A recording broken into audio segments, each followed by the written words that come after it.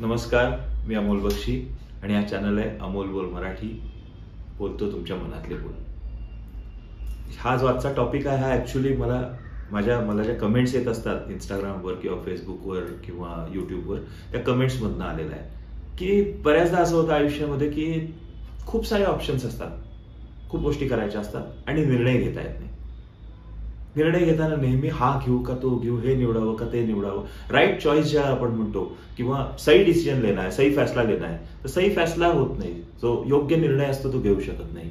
आणि हाच बऱ्याच जणांचा ही द्विधा मनस्थिती असते किंवा त्रिधा मनस्थिती असते की चॉईसेस आहेत, गोष्टी आहेत, पण नेमकं काय करावं.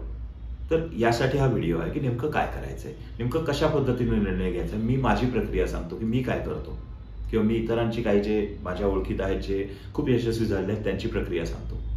तीच या व्हिडिओमध्ये आपल्याला सांगायची.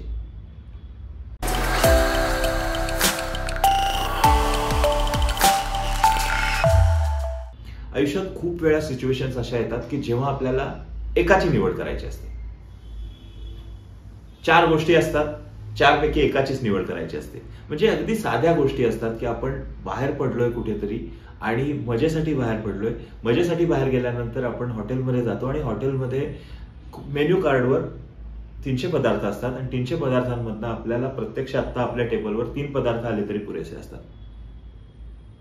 स्टँडर्ड जी प्रोसिजर असते की जर लोक बाहेर जातात तेव्हा काय करतात, एक आपण सूप घेऊया, सूप अख्खं जाणार नाही, मग आपण काय करू, दोघात एक घेऊया, मग एक स्टार्टर घेऊया, एक रोटी घेऊया, एक भाजी घेऊया, भाजीमध्ये 2 भाज्या घेऊया की एक पनीरची घेऊ, एक साधी घेऊ, एक दाल घेऊया, राईस घेऊया, त्याच्यानंतर डेझर्ट घ्यायचे नाही.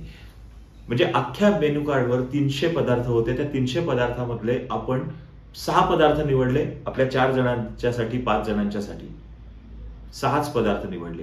ही निवड कशी केली आपण? असं नाही ना की आपण हॉटेलमध्ये दिवसभर बसून राहतो आणि मग आपण पदार्थ निवडत बसतो. त्या 300 पदार्थ आहेत. आपल्याला माहिती आहे की आपल्याला इथे अर्धा पाऊण तासच जास्तीत जास्त बसतो आपण.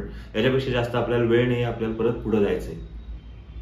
तरी सुद्धा तेवढ्या वेळामध्ये आपण तेवढ्या पदार्थांची निवड केली. म्हणजे इन अ वे आपण एक निर्णय घेतला.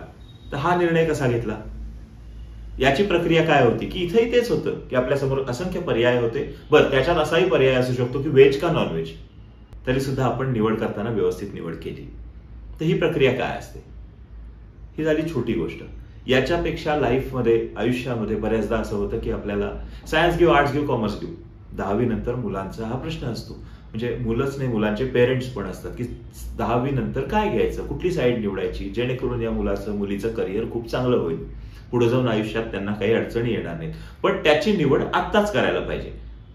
3च ऑप्शन्स आहेत, त्याच्यापेक्षा जास्त ऑप्शन्स नसतात. एक फार तर फार आर्ट स्कूलचा असतो की 10वी नंतर तुम्ही आर्ट स्कूलला जाऊ शकता. पण या 3, 4, 5 ऑप्शन्स मधून तुम्हाला एक ऑप्शनची आत्ता निवड करायची असते आणि त्यातल्याही सायन्स सोडलं तर कॉमर्स किंवा आर्ट्स मधून तुम्ही परत नाही फिरू शकत. म्हणजे आर्ट्स घेतलं आणि उद्या वाटलं की सायन्स घ्यावं तर पुन्हा पहिल्यापासून सुरू करावं लागतं. कॉमर्स घेतल्यावर कॉमर्समधून आर्ट्समध्ये येता येतं पण कॉमर्समधून सायन्समध्ये जाता येत नाही. सायन्स घेतल्यावर मात्र तुम्ही कॉमर्समध्ये येऊ शकता, आर्ट्समध्ये येऊ शकता. आर्ट स्कूलला तुम्हाला ग्रेडेशनच्या एक्झाम्स झालेल्या असतील तरच आर्ट स्कूलला प्रवेश मिळतो. टफ आहे ना. या 3, 4 म्हणजे या एका वर्षात आपण जो निर्णय घेऊ मुलांसाठी किंवा मुलं जे निर्णय घेतील त्याच्यावर त्यांचं अख्खं आयुष्य अवलंबून असतं. अख्खा आयुष्यामध्ये ते काय काय करणार आहेत, आयुष्याची कशी दिशा देणार आहेत, ते या वर्षाच्या निर्णयावर अवलंबून असतं त्यांच्या. आणि तेव्हा आपण जो निर्णय घेतो तो निर्णय त्यांना पुढे आयुष्यभर एकतर भोगावा लागतो किंवा साजरा करावा लागतो. म्हणजे इदर दे सफर ऑर दे सेलिब्रेट. हा निर्णय सुद्धा टफ असतो, आपण तो घेतो. आता थोडंसं आपण अनालिसिस करूया की हे आपण जी घेण्याची प्रक्रिया असते ही कशी होते. कारण होतं असं की आपण निर्णय जेव्हा जेव्हा वेळ येते तेव्हा आपण स्वतः ते करत असतो. पण पुढे जाऊन जेव्हा छोट्या छोट्या गोष्टीत निर्णय घ्यायची वेळ येते तेव्हा मात्र आपण कच खातो. आपण तो निर्णय घेऊ शकत नाही की मी ही गोष्ट करू का नको किंवा मी यापैकी कुठली गोष्ट निवडू. यावेळेस मात्र आपण कच खात असतो. तसं पाहिलं तर आयुष्यातले मोठे निर्णय आपण आधीच घेतलेले असतात किंवा छोटासा निर्णय जो मी मगाशी पहिल्या उदाहरणात सांगितला की आपण हॉटेलमध्ये गेल्यानंतर, रेस्टॉरंटमध्ये गेल्यानंतर पदार्थांची निवड ज्या पद्धतीने करतो तोही एक निर्णयच आहे. आणि त्यावेळेस तर खूप जास्त ऑप्शन्स असतात, तरी पण आपण त्या ऑप्शन्स मधनं चांगल्या ऑप्शनची निवड केलेली असते. तर जेव्हा आयुष्यामध्ये निर्णय घ्यायचा आहे, टफ सिच्युएशन येते की यातलं हे करू का ते करू, नोकरी सोडू का नको सोडू, व्यवसाय करू का नको करू, व्यवसाय करू तर कुठला करू, व्यवसाय करताना एकट्यानं करू का पार्टनरशिपमध्ये करू, मग पार्टनरशिपमध्ये करायचं आहे तर पार्टनर्स किती हवेत, मग पार्टनरचा रोल काय असेल, माझा रोल काय असेल, या सगळ्या गोष्टी ज्या असतात, म्हणजे फक्त व्यवसाय नोकरी याच्यापुरतच नाही, नोकरीमध्ये सुद्धा निर्णय घ्यायला लागतात. ही नोकरी करू का ती नोकरी करू, ही नोकरी सोडून दुसरी नोकरी करू का नको करू, एखादं प्रमोशन मिळतंय ते प्रमोशन घेऊ का नको घेऊ, एखादी ट्रान्सफर होतीये मग ही नोकरीच सोडून देऊ आणि दुसरी नोकरी करू का ती ट्रान्सफर घेऊ. असे छोटे छोटे निर्णय आपल्याला घ्यायला लागतात. काही जणांना तर आयुष्यात हेही निर्णय घ्यावे लागतात की मी घर सोडून जाऊ का नको जाऊ, एखादी ऑपॉर्च्युनिटी मिळते मला पण मागं घरातले आहेत, त्यांचं काय करायचं, माझ्यावर हे लोक अवलंबून आहेत, मी जर नसेल तर मी यांना पैसे पाठवू शकेन पण यांच्यासाठी कोणीच नसणार आहे, हे लोक एकटे राहू शकत नाहीत. अशी खूप उदाहरणं आहेत ज्यामुळे मी अशा मुलांना पाहिलेलं आहे, ते लोक त्यांचे निर्णय नाही घेऊ शकत. तर अशांनी काय केलं असेल, अशांनी काय केलं. सक्सेसफुल जे लोक आहेत, खूप यशस्वी लोक आहेत, जे मोठे मोठे उद्योग चालवतात, लाखोंची सॅलरी देतात, लाखो लोकांना पगार देतात, इतर त्यांच्यावर अवलंबून अनेक लोक असतात, अशी माणसं निर्णय घेताना काय करतात. तर ही लोक ज्या क्लॅरिटीने निर्णय घेतात त्या क्लॅरिटीने आपण घेऊ शकतो का, ती पारदर्शकता आपण आणू शकतो का. या लोकांच्या आणि आपल्यात एक फरक आत्ता असतो, ते ज्या स्टेजला पोहोचले त्या स्टेजला, की ते लोक चुकू शकतात. बऱ्याचदा आपण लोक चुकू नाही शकत. म्हणजे जर मुकेश अंबानीचं जिओ हे व्हेंचर फेल झालं असतं, he could afford that, losses आले असते, हेवी लॉसेस आले असते, पण त्यांना ते अफोर्ड झालं असतं. टाटाचं नॅनो हे प्रोजेक्ट फेल गेलं, पण टाटा कुड अफोर्ड दॅट आणि टाटा त्यातून बाहेर येऊन आज टाटा मोटर्स फायद्यामध्ये. दुर्दैवानं आपल्या आयुष्यामध्ये अशी बॅकअप सिस्टम नसते आपल्याकडे, म्हणून आपण निर्णय घेताना कच खातो. सगळ्यात महत्वाची गोष्ट लक्षात ठेवायची आहे, बॅकअप सिस्टीम. आपल्याला ही बॅकअप सिस्टीम तयार करायला लागेल. मध्यमवर्गीय माणसाच्या आयुष्यामध्ये बरेचसे निर्णय हे त्याच्या आर्थिक बाजूशी बांधलेले असतात. बऱ्याचदा निर्णय घेताना ती आर्थिक बाजू आपण पाहतो, ती जर भक्कम असेल, ती जर चांगल्या पद्धतीनं बेस असेल, त्याला कुशन असेल, तर आपण निर्णय घ्यायला घाबरत नाही. तो बेस आपल्याला तयार करायचा आहे. त्यामुळे पहिल्यापासून डे 1 पासून आपण जे काम करत असू, जो व्यवसाय करत असू, त्या व्यवसायामध्ये बचत ही करायलाच पाहिजे. त्या नोकरीमध्ये बचत करायला पाहिजे. कारण डे 1 पासून भले 1 रुपया वाचवत असू, महिना 500 रुपयाची SIP असेल, 1000 रुपयाची असेल, काय तुम्हाला जिथं गुंतवायचे तिथं सोनं घेत असाल, पण ती सिक्युरिटी हवीच हवी. कारण ती सिक्युरिटी जर असेल ना, तर ती सिक्युरिटी 2 पद्धतीनं कामी येते. एक, दुर्दैवानं वाईट वेळ आली तर ते पैसे आपल्याला वापरता येतात, आणि वाईट वेळ आली नाही तर ती वाईट वेळ येऊ नये म्हणून जेव्हा निर्णय घ्यायची वेळ येते तेव्हा आपल्याला एक फॉलबॅक अरेंजमेंट झालेली असते, एक बॅकअप सिस्टीम तयार झालेली असते. त्यामुळे निर्णय घेताना, मोठे निर्णय घेताना ही बॅकअप सिस्टीम कामी येते. आता छोटे छोटे निर्णय घ्यायचे असतात. आपण हॉटेलचं एक्झाम्पल घेऊ की आपल्यासमोर खूप ऑप्शन्स आहेत. ऑप्शन्स असताना सुद्धा आपण ते निर्णय घेतले. का घेतले? सगळ्यात पहिल्यांदा आपण ज्या रेस्टॉरंटमध्ये गेले त्या रेस्टॉरंटमध्ये आपली एक सवय असते, सगळेजण आपण काय करतो, मेन्यू कार्डच्या राईट साईडला बघतो, काय किमती आहेत बघतो ना, माहिती आहे, सगळेजण बघतात. तर ती जी किंमत आपण बघतो त्याच्यानुसार आपण आधी, एक तर तो क्रायटेरिया असतो की आपल्याला काय खायचं, पहिलं व्हेज खायचंय का नॉनव्हेज खायचंय, ठरतं व्हेज खायचंय. क्रायटेरिया काय आहे, आपल्याला एवढ्यात बसेल असा आहे, प्रत्येकाच्या डोक्यात कुठे ना कुठेतरी ते असतं, त्यात बसेल असं आहे, आणि ते रेस्टॉरंट पण आपण बघूनच गेलेलो असतो. ओके, मग याच्यात काय घ्यायचंय, तर याच्यामध्ये आपल्याला हे तर आहे नक्की की आपल्याला रोटी घ्यायची आहे किंवा तत्सम काहीतरी, रोटी चपाती भाकरी जे काय असेल.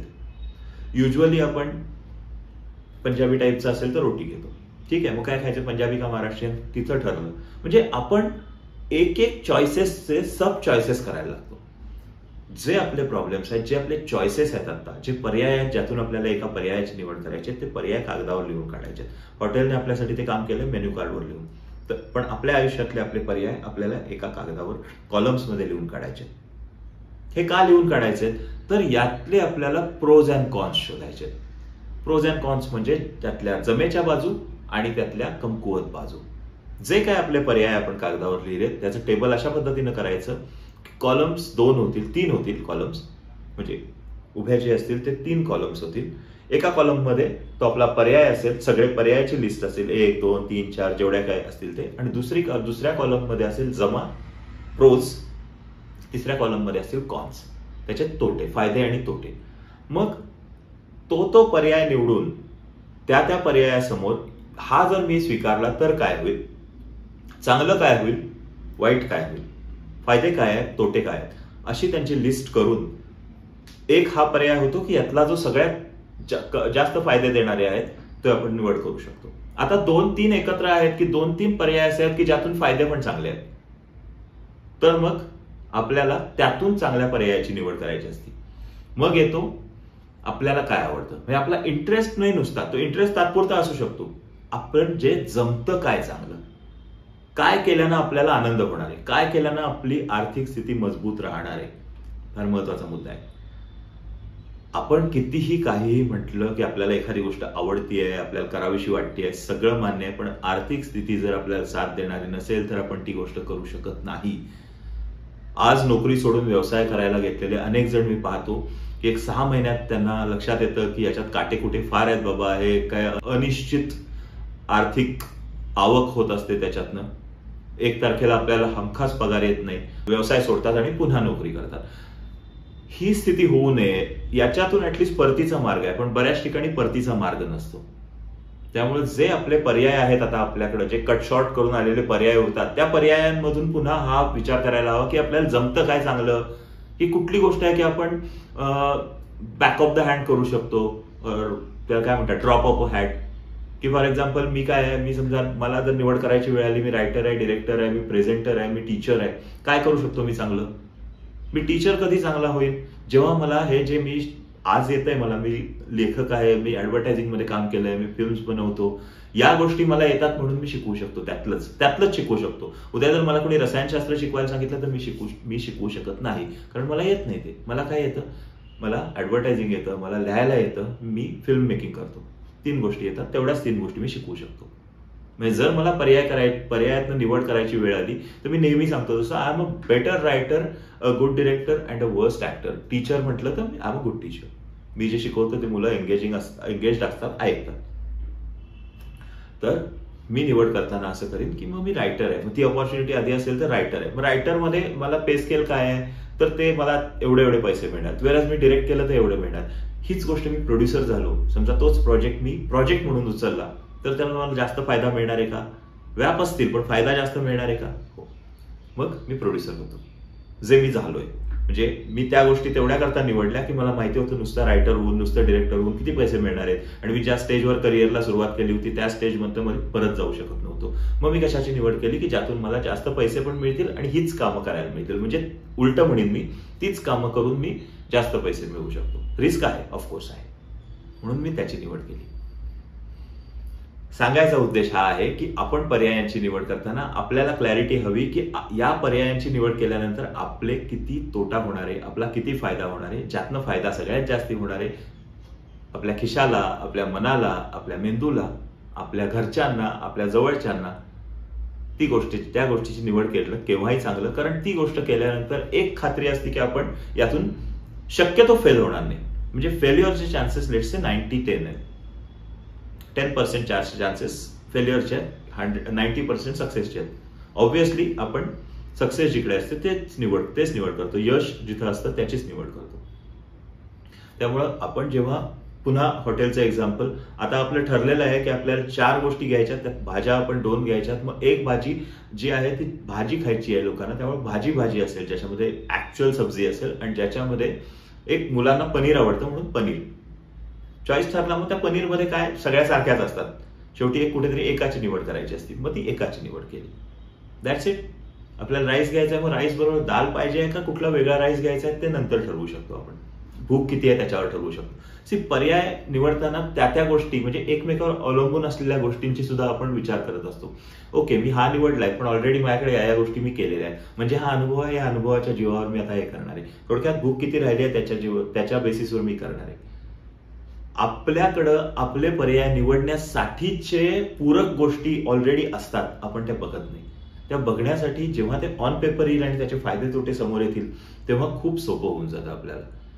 त्यामुळं शेवटी आपण इन्स्टिंक्टवर निर्णय घेत असतो. एखाद्या वेळी अशी येते वेळ की आपल्याला इन्स्टिंक्टवर निर्णय घ्यायचा असतो, आत काय वाटतं त्याच्यावर निर्णय घ्यायचा असतो, तेव्हा तो घ्यावा लागतो, तेव्हा काहीच पर्याय नसतो, तो चुकूही शकतो. जर त्याच्यात आपण यशस्वी झालो तर आपण तो कसे यशस्वी झालो हे जगाला सांगून त्यांना आपण यातून गाईड करू शकतो. अयशस्वी झालो तर ते अनुभव लोकांना सांगून हे सांगू शकतो की बाबा रे इथं धोका आहे, हे धोके आहेत, यात जाऊ नका. पण पर्याय नसतो, आपल्याला पर्याय निवडावाच लागतो जो आपल्याला त्या क्षणी योग्य वाटतो. पण अशा रेअर सिच्युएशन्स असतात. बऱ्याच सिच्युएशन्स मध्ये आपण अनालिटिकली विचार करून त्यातनं पर्यायाची निवड करू शकतो. त्यामुळे याच्यापुढे जेव्हा जेव्हा निर्णय घ्यायची वेळ येते तेव्हा तेव्हा खरंच हे हॉटेलवालं एक्झाम्पल लक्षात ठेवा आणि निर्णय घ्या की ज्याच्यामध्ये आपल्याला माहिती असतं की आपले किती निर्णय घेताना पर्याय असतात ना, ते पर्याय एलिमिनेट किती करतो आपण, काढून किती टाकतो, याच्यावरच तो निर्णय अवलंबून असतो. 10 असतील पण 10 मधले प्रत्यक्षात आपण 2च निवडायचे. वर्ल्ड कप जो असतो, वर्ल्ड कप मध्ये 12 टीम्सनी भाग घेतला होता. 16 टीम्स, 12 का 16 होत्या, त्या एलिमिनेट होत होत होत फायनलला 2 टीम्स आल्या. त्याच्यापैकी एका टीमनं वर्ल्ड कप जिंकला. म्हणजे त्यांच्या परफॉर्मन्सवर त्यांनी तो जिंकला. इथं निर्णयाचा प्रश्न नाही, पण मला हे सांगायचंय की कसं एलिमिनेशन होत जातं. ते एलिमिनेशन आपण त्याच पद्धतीनं करायला हवं. मे द बेस्ट टीम विन्स असं म्हणतात ना, मे द बेस्ट टीम विन्स. का म्हणतात? कारण जे आपण पर्याय सुद्धा निवडताना मे the best decision be taken, जो बेस्ट आहे, जो सर्वोत्तम आहे, तोच निर्णय आपण घेतो. आणि तो ठरवायचा कसा? तर बाकीचे जे कमी चांगले आहेत, जे वाईट आहेत, त्यांना एलिमिनेट करत करत करत करत कट शॉर्ट करत आपण तो चांगला पर्याय शोधायचा. आणि ते नक्की करून पहा. याच्यात काही शंका आली तर मला कमेंट करून लिहा, मला मेल पाठवा amolbolmarathi@gmail.com वर. आणि मी जे काही हेच व्हिडिओज आहेत, त्यांचे काही ब्लॉग्स आहेत, इंटरेस्टिंग स्टोरीज असतात, या मी amolbakshi.com या वेबसाईटवर पण लिहित असतो ब्लॉग्स. तर त्यालाही तुम्ही भेट देऊ शकता. तुम्हाला व्हिडिओ आवडला असेल तर लाईक करा, आणि तुम्हाला वाटत असेल हा शेअर करावा तर शेअर करा, आणि बघत राहा व्हिडिओ. आणि मला खरोखर बरं वाटतं की तुम्ही चांगला रिस्पॉन्स देता त्याला. Thank you so much. मी अमोल बक्षी तुमची रजा घेतो अमोल बोल मराठी या चॅनलवर.